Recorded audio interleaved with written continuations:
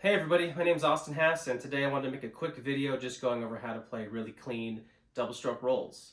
Double strokes are one of the essential rudiments that we need to know how to play, and really all rudiments are made up of either singles, doubles, or some combination of those things.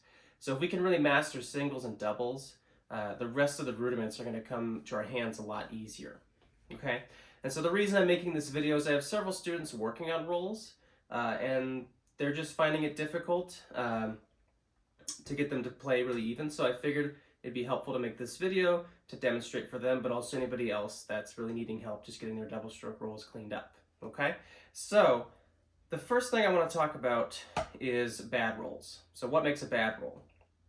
Right, because the goal of a double stroke roll is to sound even. You know, almost like singles. Right? So, bad roll number one, clamping down the stick and trying to use only your wrist. It's not going to work. It's exhausting. I can feel it in my forearms already, just in that short roll I played. I wouldn't even call it a roll, really. And it's also severely limiting in terms of tempo. I can't... That's about where I'm at. And I'm getting tired doing it. So, that's not a very effective way to play good, clean rolls at various tempos. The second bad way that I see students doing a lot is they'll use only their fulcrum, back fingers come off, and they just use rebound, like this. So the obvious issue with that is it's extremely uneven. And it's also tiring, because now I'm just holding the stick here, and I have to really clamp down to keep it in my hand. And you'll also see that I'm using a lot of wrist, right? And if we just use wrist like that, it's going to really emphasize that first note. Second note's going to get swallowed, and that's obviously not an even sound. So, the way I like to explain how to play a double stroke roll, this is kind of going to be, if you're playing a really slow roll, it would look like this, really zoomed in. We have a stroke that rebounds, followed by a downstroke. Okay? And if you're not familiar with what rebound is or how to use rebound, like if you're just playing all wrist, holding down the sticks like this, you need to start with doing this, dribbling the stick. Right? This is not going to work if you don't have a handle on playing with rebound. Right? And so what's not rebounding is this, where I clamp down my back fingers. Right? It's kind of like I'm hammering a nail or something. Or if I let it rebound like this, you'll see the back fingers are freely moving with the stick. And my fulcrum is loose enough, right, here, that the stick can pivot and rebound. Sometimes I see students really clamp here, and then they'll kind of fake themselves out, and the back fingers will open up like this. And they're like, oh, well, it's moving. I can feel the stick moving in my hand, but the stick isn't actually moving, right? It's just kind of in this little pocket. So having that fulcrum loose enough is really key. So work on rebound and just dribbling the stick before you attempt this, right? But then after that, rebound, down. So I'd recommend doing hands together. Rebound, down, rebound, down. And just get used to that.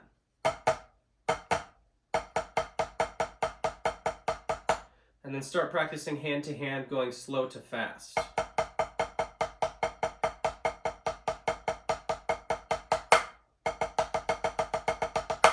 Okay.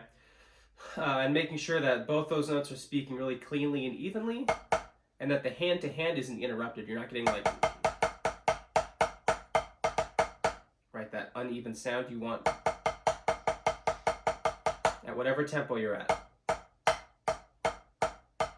Sound really even, okay? So, I have a free PDF on my website, www.austinhassmusic.com. If you go to the Downloads tab, I have this free PDF on there with two exercises that I still use to this day. I've been using them for about 15 years or so, given to me in high school when I was in marching band, and we played them in college as well. Really great, just double stroke exercise. It's great for maintaining double strokes, and obviously it helps to develop cleaner, faster rolls. So it's called Hug-a-Digga-Burr. At least that's the title that I was told when I learned it. It might have a different name now, I'm not sure, but you'll see it's 2 beats of eighth notes, so beats 1 and 2 are eighth notes, and then 2 beats of doubles. And that slash notation through the stem on the sheet there just means to diddle or play a double. Okay, so let me play this for you really slowly. I'm going to set my metronome to, let's do 100. Actually, let's do 80. All right. 1, 2, 3, 4.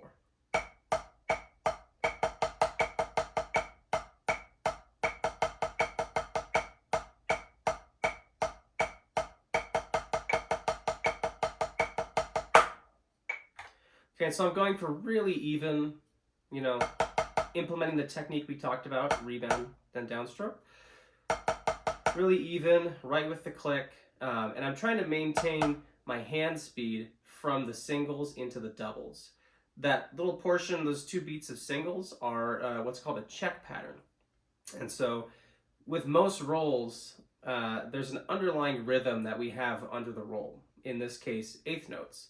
So my hands are moving in eighth note speed, but the double stroke is in 16th note speeds. Okay, so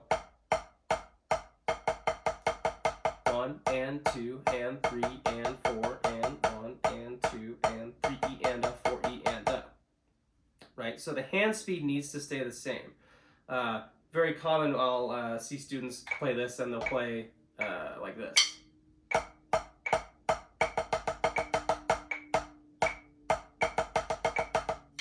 Where the roll is faster, but it's all got to be the same speed. It's just should be sounding twice as fast, right? Eighths to 16ths, but obviously we're implementing that technique. So let me play this for you at a few different tempos just so you can kind of hear. Here's 100. 1, 2, 3, 4.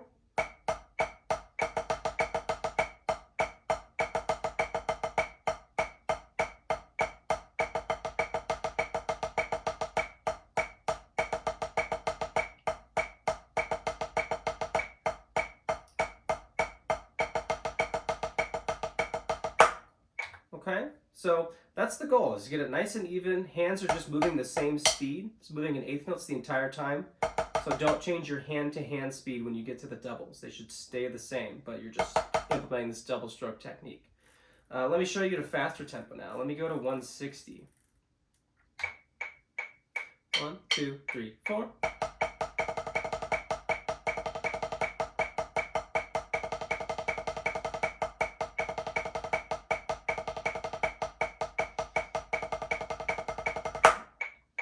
Okay, so now you'll notice as I get to these faster tempos, like let me show you 180.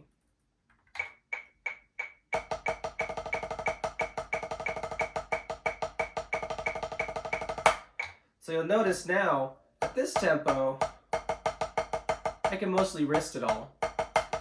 Or rather, I can use my wrists to play the strokes. As we get faster, I start to apply a little bit more fulcrum pressure, not squeezing like white knuckle, but just a little bit. And a slight bit of arm pump. Because if you try to play rolls at this speed with just wrists, guess what happens? First note gets accented, second note gets swallowed. So, getting that, just a slight bit of arm pump, it doesn't need to be a ton, but just a little bit, helps to keep the roll nice and even. So if I play this at like 200, 1, 2, 3, 4.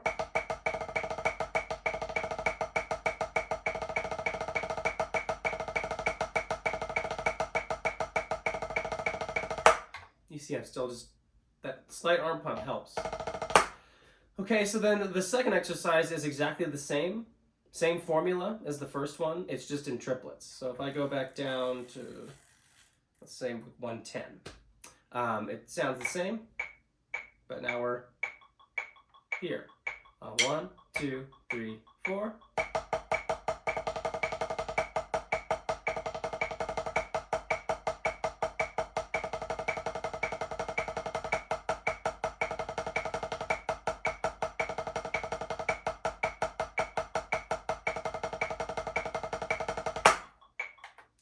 Okay, so same exact idea. Triplets are a little harder because they alternate hand to hand, or rather, each beat alternates, so you get right, left, right, left. 1, 2, 3, 4. So when you get to the roll, it can be kind of hard to feel where that pulse is if you're not accenting, which we're not supposed to be. We're just playing a nice, clean, even roll. So definitely have your metronome on for that in your subdivision, and just be careful not to speed up through the roll on the triplets like this. 3, 4.